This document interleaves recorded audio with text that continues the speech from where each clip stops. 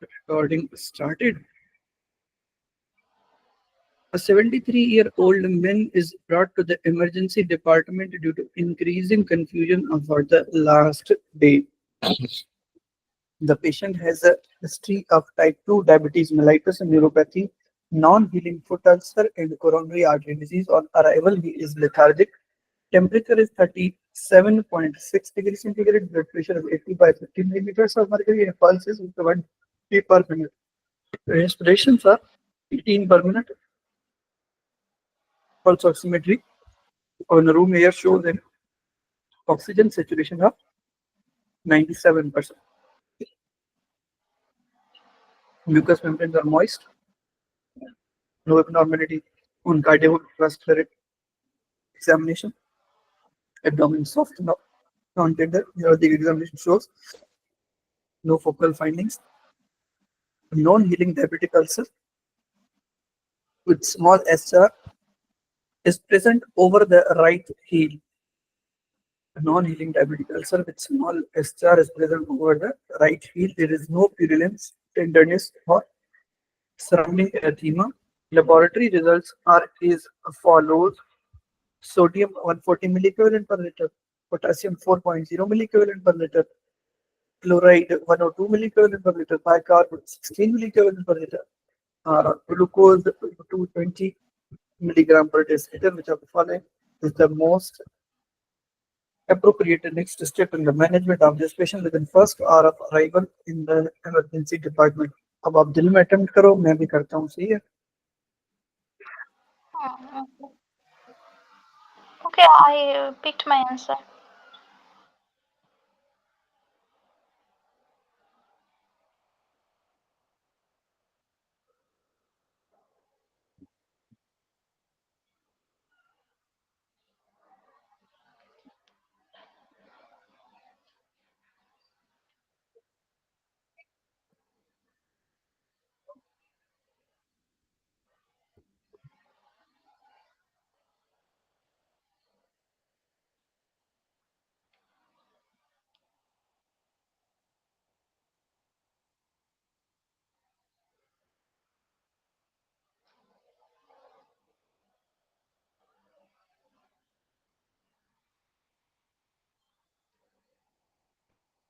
जी, आप क्या अटेम्प्ट करेंगी?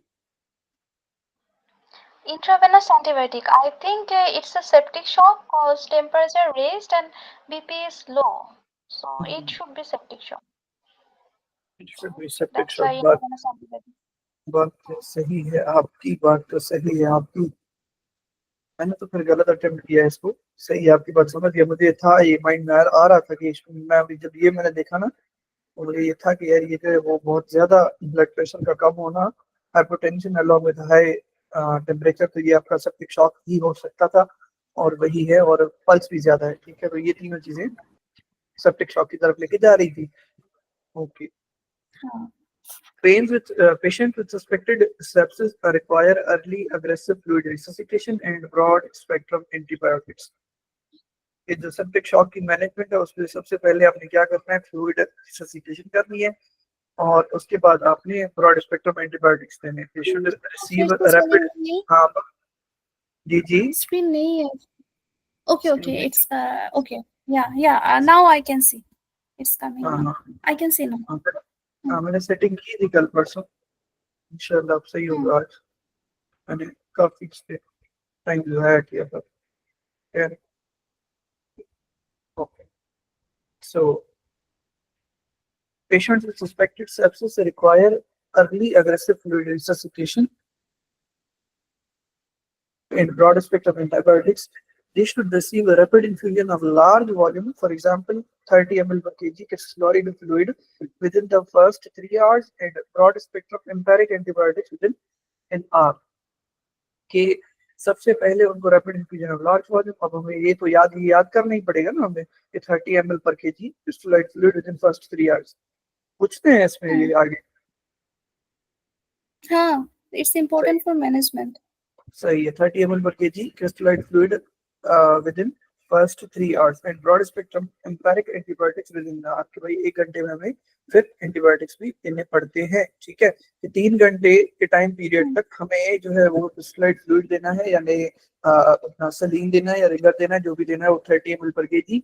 और उसके बाद जो आपका ये है ब्रॉड स्पेक्ट्रम एंटीबायोटिक्स है वो भी दे देना हमने। तो 2 चीजें जो है वो हमें याद रखनी है, और एक हमारे ऑप्शन में पड़ी थी। बाकी सेप्टिक शॉक की डायग्नोसिस करना बहुत इजी। अब मैंने डिप्रेगमेंट क्यों किया, मैंने डायबिटिक वाले बंदे को देख के किया।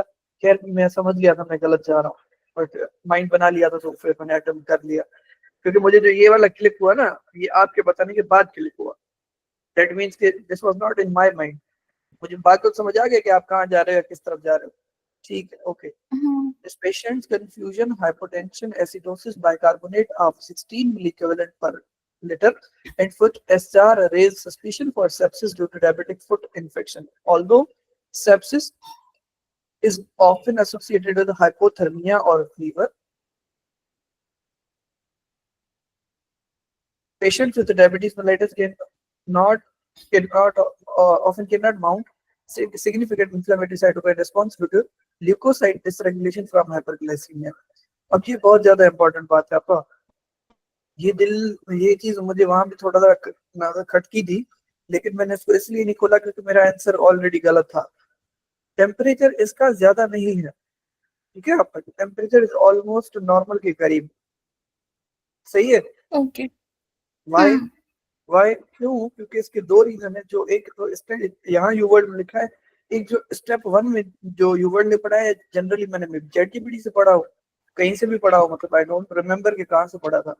एक तो उसने मैकेनिज्म ये दिया है क्योंकि आपका हाइपरग्लाइसीमिया होता है तो ल्यूकोसाइट डिसरेगुलेशन होती है, इन्फ्लेमेटरी साइटोकाइंस आपके जनरेट नहीं हो पाते जो फीवर करवाए। फीवर कौन करवाता है? ह्यूमन अपना ये इंटरल्यूकिन 1 और इंटरल्यूकिन 6, ठीक है।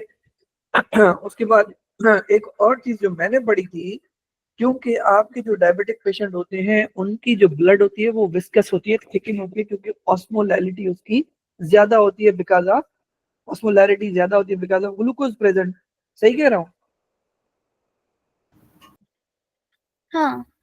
तो अगर ग्लूकोज की वजह से ऑस्मोलैरिटी ज्यादा होती है तो इसका मकसद ये हुआ कि जब जो आपके ल्यूकोसाइट्स होंगे वो अपने पॉइंट ऑफ इंजरी पे या पॉइंट ऑफ इंफेक्शन पे इजीली ट्रेवल नहीं कर पाते, और जब वो ट्रेवल नहीं कर पाते तो आपका जो इम्यून सिस्टम इम्यून रिएक्शन है वो जनरेट नहीं हो पाता।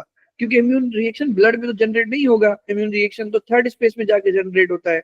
जनरल पैथो में जो हम लोग इन्फ्लेमेशन पढ़ते हैं ट्रांसमाइग्रेशन डायबिटीज के बाद, सही है। तो इस वजह से हमें ये समझ आ गया कि डायबिटीज वाले पेशेंट में भले ही खतरनाक सेप्सिस क्यों ना हो, there could be hypothermia or you can say normothermia, but relatively this is hypothermia. This should have been like 40 degree centigrade, 39.76 39.8 degree centigrade. इतनी गंदी वाली सेप्सिस हो रही है जो आपका बीपी इतना लो चला गया। Still temperature is not that much because hyperglycaemia की वजह से ऑटो इम्यून डिसरेगुलेशन हो जाती है, ल्यूकोसाइट डिसरेगुलेशन हो जाती है, साइटोकाइंस जनरेट नहीं होते। और कौन से साइटोकाइंस फीवर करवाते हैं?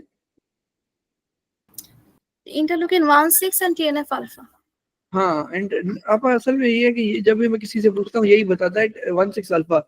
1-6 अल्फा आपकी सेप्सिस जरूर करवाता है। देखिए आप, हाँ आते हैं उस पे भी आते हैं, PGE2 पे भी आते हैं, आप जानिए उस पे भी आते हैं। पहले ये देखो 1-6 alpha fever and sepsis both ठीक है, सही बात है। लेकिन जनरली अगर फीवर का होता है तो वो इसमें ये 2 आते हैं, एक आपका ये वाला इंटरल्यूकिन 1, दूसरा आपका इंटरल्यूकिन 6। जब आप TNF अल्फा पढ़ने जाते हो इसमें फीवर का कोई जिक्र नहीं होता। इसका मेजर जो काम होता है, जो स्टेप 1 में हम लोग पढ़ते थे यूवर्ल्ड पे, वो एक्टिवेट करता है वेंडोथेलियम को, जिसकी वजह से आपको वेस्कुलर लीक होता है और आपको हाइपोटेंशन होता है। इसका जो रिलेशन होता है डायरेक्टली हाइपोटेंशन होता है TNF अल्फा का। हाँ, मैं आपको कहूँ कि फीवर और सेप्सिस दोनों मिलके कौन करवाता है? 1-6 अल्फा 1-6 अल्फा 1-6 अल्फा 1-6 अल्फा। आपको मैं बोलूँ फीवर PGE2 इंटरल्यूकिन 1 इंटरल्यूकिन 6, ठीक है। उसके बाद आपका जो वो है क्या नाम है जिसका आपने नाम लिया, प्रोस्टाग्लैंडिन E2 के, हाँ बिल्कुल बिल्कुल, प्रोस्टाग्लैंडिन E2 के साथ साथ आपका जो अब ब्रेडिकाइनिन है वो भी यही काम करता है, जितना मुझे याद आ रहा है, फीवर बढ़ाने का। बिल्कुल सही कह रही है आप कि जो हाइपोथैलेमस है उसमें जो नॉर्मल सेट पॉइंट होता है वो 37 डिग्री सेंटीग्रेड है। हाइपोथैलेमस को अभी ये पता है कि डॉक्टर कुमार के जो बॉडी टेम्परेचर है वो कितना रखना है, 37 डिग्री सेंटीग्रेड रखना है। 36.7. हाँ, अगर प्रोस्टाग्लैंडिन E2 क्या करेगा, वो उसको बताएगा कि भाई अब जो है वो इसका सेट पॉइंट जो है वो अब ज्यादा रख दो, तो वो सेट पॉइंट ऊपर बढ़ जाता है, जिसकी वजह से आपका बॉडी गर्म बढ़ जाता है, हाइपरथर्मिया बढ़ जाता है। ठीक है, अब ये जनरल पैथो में लिखी हुई ये चीज, जनरल पैथो का जो इन्फ्लेमेशन वाला है वो कहाँ पर होगा, यहाँ पर है ना, ये लो, fever, pyrogens, lipopolysaccharide, interleukin 1, sorry, pyrogens, lipopolysaccharide induce macrophages release interleukin 1, TNF alpha, TNF COX activity बढ़ जाती है in the perivascular cells of the anterior epithelium, increase prostaglandin E2 and increase temperature set point. सही है, फिर TNF alpha भी याद कर लेते हैं, यहाँ टीएनएफ का भी इन्होंने लिखा हुआ है फीवर के लिए, But ये I फिर याद। remember ब्राडिकाइनिन तो फीवर के लिए रिस्पॉन्सिबल नहीं है, वो तो पेन पाथवे ना हाँ मेनली। हाँ, ये पेन पाथवे में है, बिल्कुल सही कह रही है, हाँ बिल्कुल सही कह रही है। फीवर में फीवर याद करते हैं इसको E2 की वजह से, बाकी ब्रेडिकाइनिन इज नॉट पेन, बिल्कुल सही कह रही है, पेन And पाथवे में होगा। maybe vasodilation too. It's also cause vasodilation. That's why maybe you हाँ, thought that सही है, बिल्कुल, नहीं बिल्कुल vasodilation सही and कह this रही pain है, pathway. हाँ बस Okay.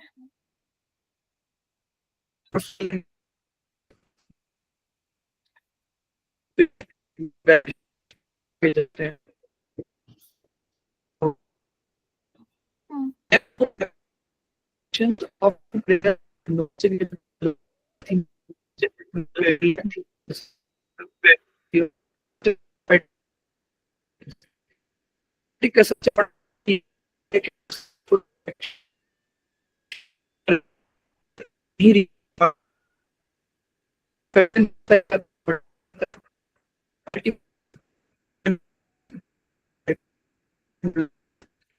the final interventions reduce risk of death.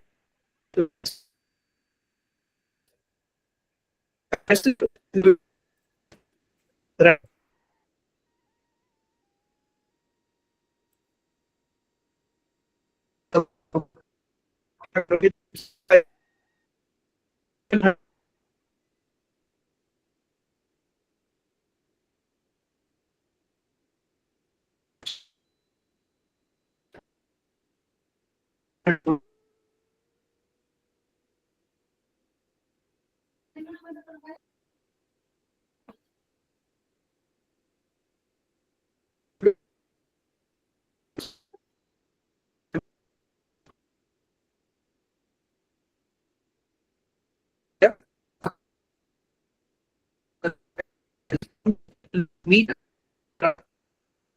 this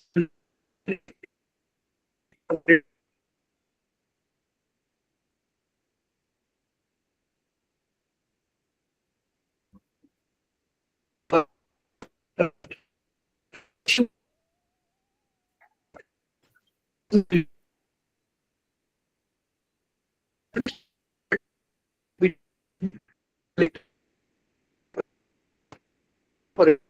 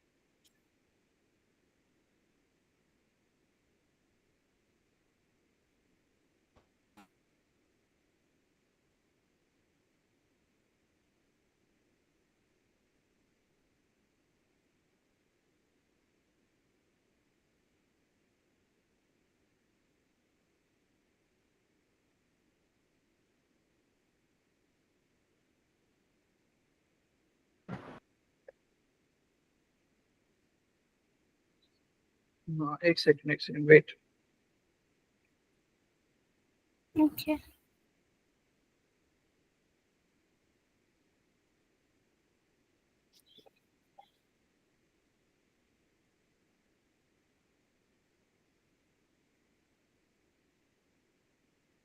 sorry, आपका लास्ट क्या सुना था आपने सबसे? लास्ट तो ब्राडिकानिन का डिस्कशन चल रही थी। उसके बाद मैंने काफी पढ़ा, लेकिन वो उसमें नहीं आया, नेट चला गया। ओके।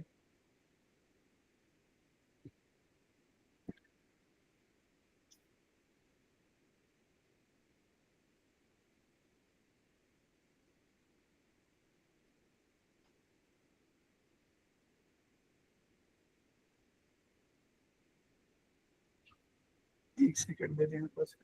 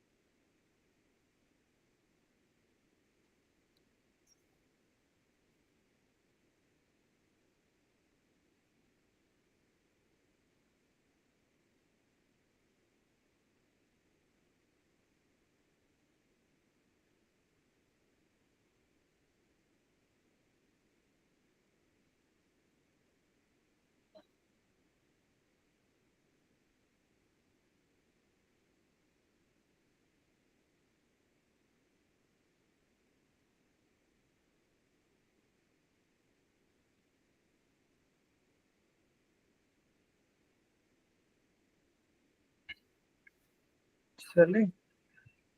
ओके ओके, एक सेकंड।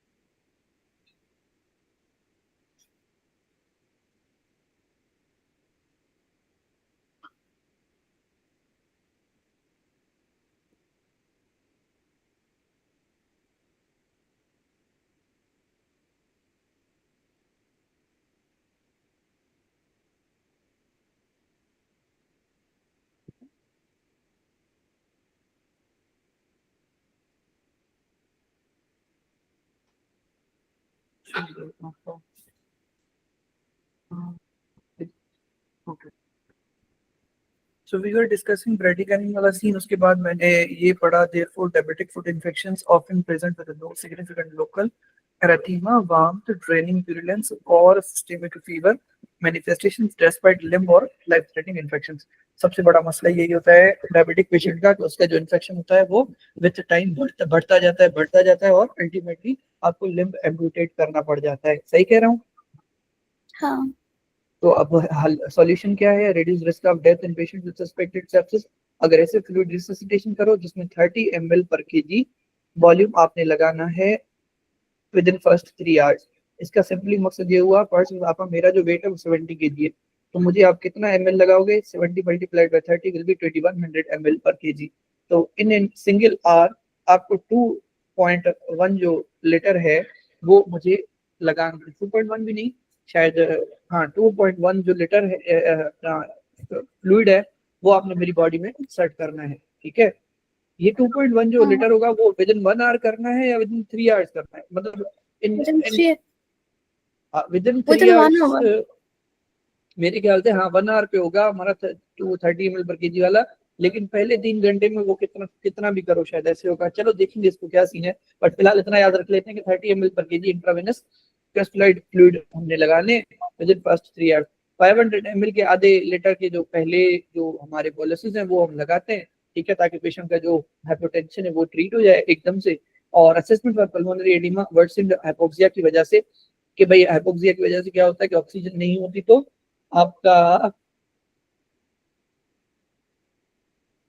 ऑक्सीजन नहीं होगी तो एनारोबिक रेस्पिरेशन हो जाएगी और लैक्टिक एसिडोसिस ज्यादा बढ़ वहां पर जाएगी।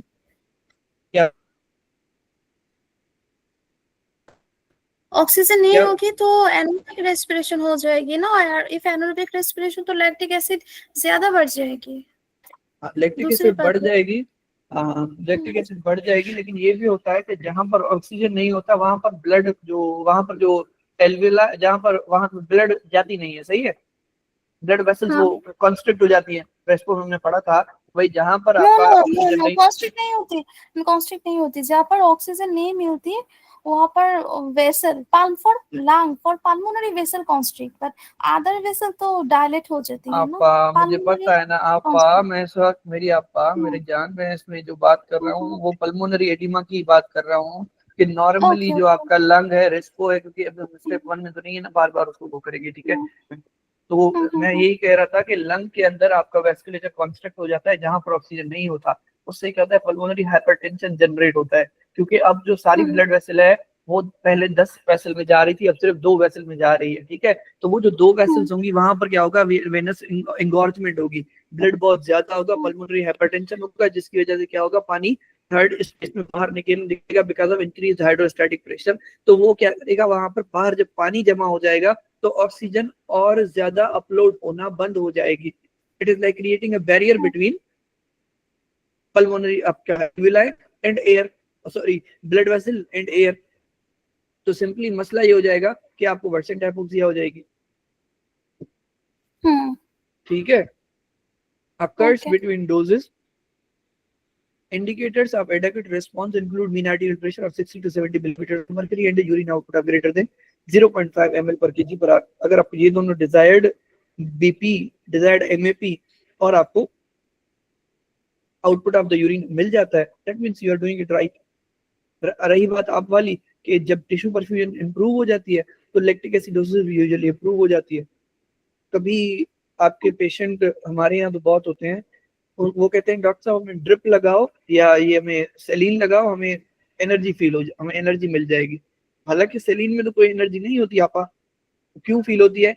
क्योंकि आपका 1 लीटर पानी डालने से बॉडी में परफ्यूजन बहुत बेहतर होती है, तो ब्रेन खुश होता है, ब्रेन एक्टिव फील करता है, पर्सन थिंक्स के आई एम एनर्जेटिक। हालांकि उसमें कोई भी एनर्जी हम नहीं लगाते, प्लेसिबो काइंड ऑफ, ठीक है। जो हमारे मतलब लेस एजुकेटेड पीपल होते हैं जिनको ड्रिप लगवाने से एनर्जेटिक फील होता है, ठीक है। चलिए, उसके बाद है आपका ब्रो ब्रॉड स्पेक्ट्रम।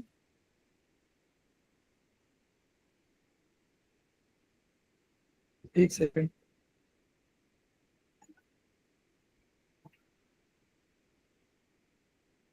उसके बाद है broad spectrum antibiotics within hour. सही बात है कि भाई हमें जो ब्रॉड स्पेक्ट्रम एंटीबायोटिक्स है वो पहले घंटे के अंदर लगानी है, ठीक है। उसमें कौन सी है? एक तो बीटा लेक्टम इज इनहिबिटर, यानी आपने पिपरासिलिन दे दिया एंटीसोमनल अलॉन्ग विद टेलपेक्टम, या फिर यहाँ पर एग्जांपल ले लो आप कार्सिलिन और सेल्बेक्टम का, या फिर एमोक्सिसिलिन क्लेवेलिनेट का, कार्बापेनिन जो कि रेजिस्टेंट स्ट्रेन्स पर बहुत ज्यादा अच्छे से काम करती है, जैसे meropenem, fourth generation cephalosporin, broad spectrum cefepime is typically administered empirically when comycin is often added to cover methicillin resistant staph aureus। ये हमने पहले भी पढ़ा था। क्या सवाल था पिछला जो ब्लॉक का था कि हमने उसमें सेफ्ट्राक्सोन यूज करा था, ठीक है, और उन्होंने पूछा हुआ था कि साथ में और कौन सी ड्रग यूज करेंगे वो निमोनिया के लिए, जो इस जो एप्सिस का कुछ सीन था कि उसमें हमने खैर ओ वहाँ पे एक एब्सेस फॉर्मेशन हो गई थी, तो एब्सेस हाँ कवर कौन सा ड्रग कवर करेगी, इस टाइप की हाँ कुछ क्वेश्चन आंसर थी। तो हाँ for step yes we have to add vancomycin और clindamycin, this kind of thing. और वहाँ पे शायद क्लिंडा थी ना, क्लिंडामाइसिन की कुछ बात कर रही हाँ थी। वहां पे क्लिंडामाइसिन की कुछ बात कर रही थी, लेकिन उसमें आंसर एक सवाल था, खैर उसमें वैनकोमाइसिन आंसर था। उसका कट सट के यही मकसद था नटशिल में कि भाई आपको जो है वो स्टेफ ओरियस का जो मेथिसिलिन रेजिस्टेंट स्ट्रेन है उसको आपने कवर करना था, ठीक है। तो अल्टीमेटली हमें याद रखना है कि भाई ब्रॉड स्पेक्ट्रम एंटीबायोटिक्स ओके, में या अनदर क्वेश्चन, सेफ्ट्राक्सोन प्लस हाँ वैनकोमाइसिन। हाँ सेफ्ट्राक्सोन से हमने gram positive negative generally cover कर लिए थे। अगर आपको स्टेफ जो मरसा है, असल में जो फोर्स असल में ये यहाँ लिखे हुए हैं ना, मरसा है उसको सेफ्ट्राक्सोन की भी कोई खास जो है ना वो कवर करती है ड्रग। एक आधे ड्रग्स हैं जो उसको कवर करते हैं, बाकी नहीं करते उसको। सेफ्ट्राक्सोन की स्पेलिंग, सेफ्ट्राक्सोन। देखो सेफ्ट्राक्सोन में मर्सा को भी कवर करने वाले, हाँ लेम कह रहा है कि organisms typically not covered by first fourth generation cephalosporin are lame, उसमें फिर आपके मर्सा भी आ जाते हैं। यानी जनरली जो आपके पहले 4 जनरेशन हैं, सेफाजोलिन, सेफालेक्सिन 1, सेफेक्लॉर, सेफोक्सिटीन, सेफिरोक्सिम, सेफोटिटेन 2, सेफ्ट्राक्सोन, सेफोडोक्सिम 3, सेफेपीम 4। सेफ्टेरोलिन इज द वाहिद ड्रग जो आपके मर्सा को कवर करती है। तो अगर आपने सेफ्ट्राक्सोन दिया हुआ है, सेफेपीम दिया हुआ है, that means you are not covering MRSA. तो आपको क्या देना पड़ेगा अलग से, जी आपका क्या देना पड़ेगा, वेन को। एक और चीज, जब हम आए हैं मालिक इतना कुछ किया तो टिप्स भी ले लेते हैं। तो हमने जब इतना देख लिया है ये वाली चीज के fifth generation covers, fifth generation of ceftriaxone that is ceftaroline, that covers MRSA. तो हमें ये भी देखना चाहिए कि जो हमारे एंटी सुडोमोनाल सेफ्ट्राक्सोन होते हैं उसमें जो फोर्थ जनरेशन होता है उसकी सबसे ज्यादा एक्टिविटी होती है अगेंस्ट सुडोमोनास। और लेकिन और थर्ड जनरेशन में ceftazidime is one of the only drugs, ठीक है, is one of the drugs जो आपके एंटी सुडोमोनाल काम करती है। तो सेफ्टाजिडीन फॉर नाज, ठीक है, नाज जो हमारे यहाँ एक लड़की का नाम है, मेरी दोस्त का नाम है, वो जिद बहुत ज्यादा करती है, सेफ्टाजिडीन जिद करती है नाज, ठीक है। नाज क्या होता है, नाज प्राउड होता है ना अपने आप पे, हाँ हाँ नाज प्राउड होता है ना कि मैं खूबसूरत हूँ, जो कि तुम हो भी नहीं, लेकिन फिर भी क्या है कि तुम्हारी ये जिद है।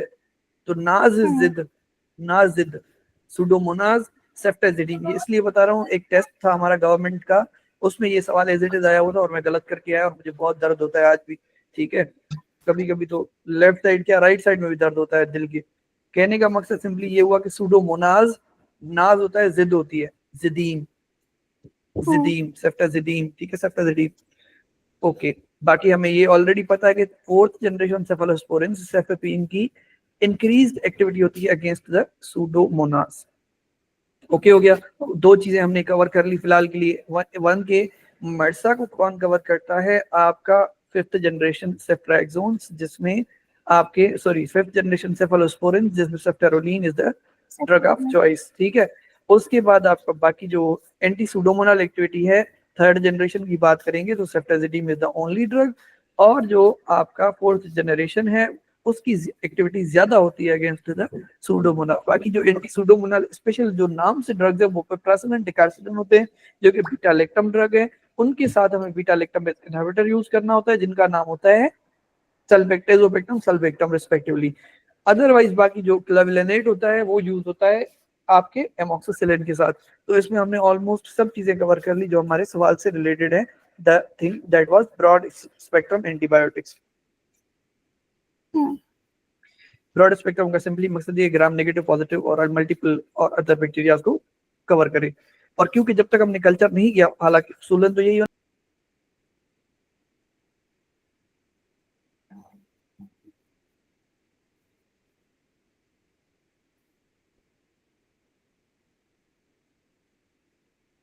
आवाज नहीं आ रही है।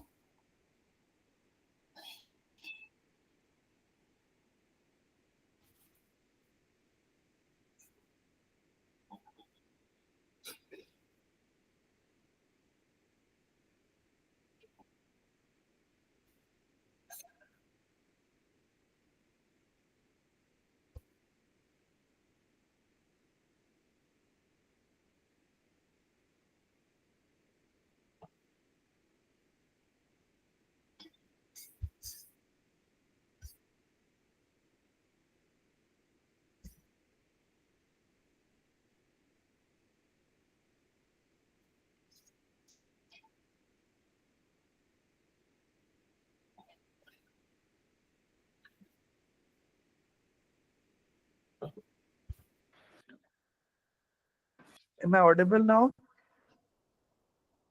Yes, audible, but the screen gone again. No worries, screen वो नेट की वजह से चली गई, अब इंशाल्लाह नहीं जाएगी। अब मुझे बताओ लास्ट चीज आपने क्या सुनी? नहीं, broad spectrum antibiotic beta lactam. हाँ एक सेकंड है मुझे,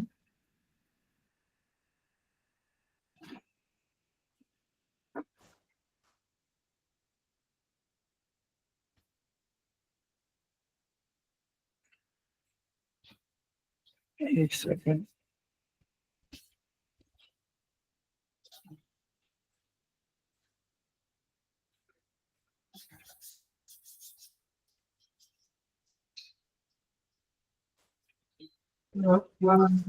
okay.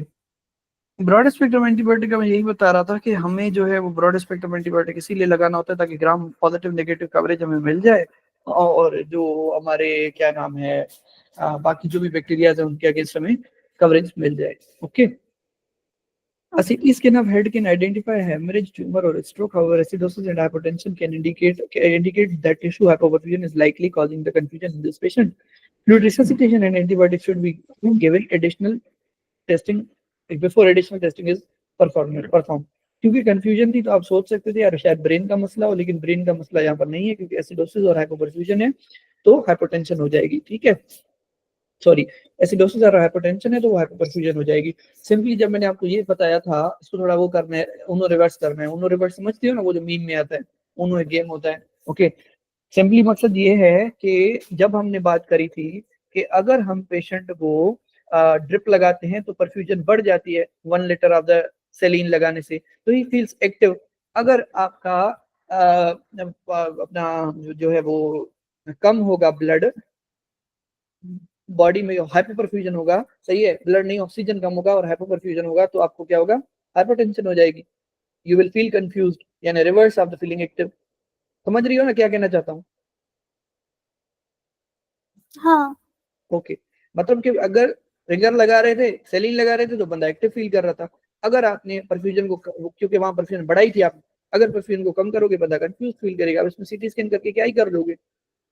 Because investigation, for example, imaging and treatment, debridement of the foot and diabetic foot infection will take several hours.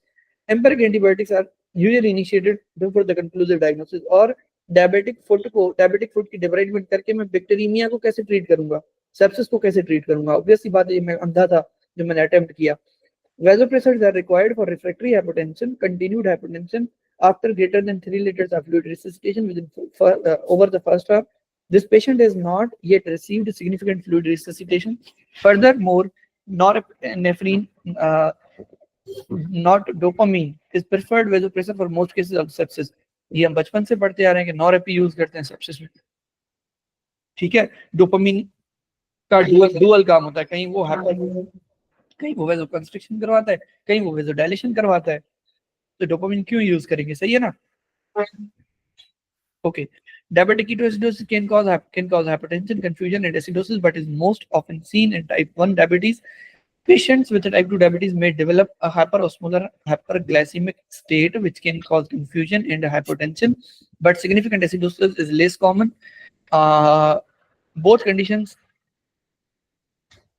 are associated with much higher blood glucose levels of greater than 350 to 500 milligram per deciliter, and decay up to 1000 milligram per deciliter in hyperosmolar hyperglycemic state. Then this patient's 220 milligram per dl, which does not require urgent short acting insulin. देखो मेरी आवाज आ रही है, मुझे respond करो, आपका मुझे पता नहीं चलेगा कि स्क्रीन चली गई है। हाँ हाँ, मुझे कैसे पता चलेगा? हाँ, मसला है मुझे ये नहीं पता चलेगा कि जिंदा हो या नहीं हो, और नेट चला जा रहा है ना बीच में। I'm just listening. No, I thought that okay. if I say something, then you will be distracted. That's why I'm just नहीं listening. हाँ, यस वगैरह बोला करो, उससे ये होता है कि मुझे पता लगेगा ना कि नेट चल रहा है। वरना क्या है, मैं ये पूरा सवाल पढ़ के गया था अभी, फिर मैं आया हूँ तो फिर आपने कहा कि यहाँ तक पढ़ा था। Okay, No. No worries. चलो सुनो, अब यहाँ पर इन्होंने बात करी थी बंदा, मैं वंस अगेन वही बात करता हूँ, जो वैसे हम तो यहाँ पर क्योंकि साथ में पढ़ रहे हैं तो पूरा सवाल अच्छा, पढ़ना पड़ेगा। यहाँ पे मुझे ना एक कंफ्यूजन आ रही थी। कंफ्यूजन बता रहा हूँ वेट। ग्लूकोज 220। हाँ तो ग्लूकोज का तो भी कुछ करना है ना? मैं आता हूँ उस बात में। मैं वही बता रहा था कि जब वैसे तो हम लोग यहाँ पर पढ़ रहे हैं ना साथ में, तो सारा पूरा सवाल पढ़ा। अदरवाइज हमारी स्ट्रेटेजी क्या है, लैब देखो, लास्ट लाइन देखो, ऑप्शंस पढ़ो, और एज तो आपको आते साथ ही देख लेनी है। ये तो मतलब अंडरस्टूड बात है, इसमें तो कोई वो बात है ही नहीं कि एज आपको देखनी है पेशेंट की। इट इज लाइक आपके सामने पेशेंट है, जैसे ही पेशेंट सामने आया यू गॉट इट कि भाई अगर बूढ़ा पेशेंट है तो वो कुछ सीन होगा, बच्चा है तो पीठ से जेनेटिक्स से रिलेटेड होगा, ब्ला ब्ला ब्ला ब्ला। ठीक है, 73 ईयर्स ओल्ड बंदे को क्या डायबिटीज टाइप मेलाइटिस टाइप 1 हो सकता है? हाँ हो तो सकता है, लेकिन बचपन में हुआ होगा, लेकिन ज्यादा चांसेस क्या है कि इसको टाइप 2 होगा। ठीक है, जब टाइप 2 डायबिटीज मेलाइटिस होगा तो आप ऑन द स्पॉट इंसुलिन लगाने से बेहतर है कि पहले आप उसको फर्स्ट आवर में आप उसका क्या मसला हल करोगे? सेप्सिस का ट्रीट करना, हाँ, सेप्सिस का ट्रीट करना। फर्स्ट और तो एंटीबायोटिक एंड देन और यू डोंट नो कि this is the fasting blood glucose या आपका रैंडम ब्लड ग्लूकोज। अगर ये रैंडम है तो ये तो तुम्हारी भी नॉर्मल है, आपा भले तुम यंग हो, तुम्हारी एज भले 26 साल है 27 साल है, ये तो मेरी भी नॉर्मल हो जाएगी। ठीक है, एक तो ये मतलब जुगाड़ी कॉन्सेप्ट में बता। अदरवाइज डायबिटिक DM2 वाले बंदे की 220 मिलीग्राम पर डीएल होना at the moment of stress level, at the moment of sepsis level is not a big deal. उसको बाद में देख लेंगे, पहले जो मसला है, पहले घर जल रहा है, पानी तो लगाओ। तुम कह रही हो कि घर जल रहा है तो पहले जो कपड़े बच्चे, तुम्हारे जो ड्रेस है खूबसूरत घर का, पहले वो तुम्हारा पहले वो निकाल के ले आओ, तुम्हारा शादी का लहंगा पहले। पूरे हमारी दुनिया जल रही है, पहले उससे तो बुझाओ आग को।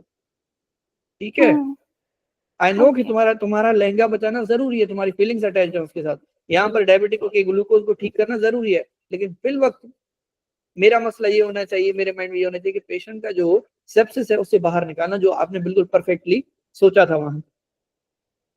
ठीक है, ओके, चलते हैं आगे। ओके, क्वेश्चन आंसर करने के टाइम मुझे कंफ्यूजन हो रही थी ना, इंसुलिन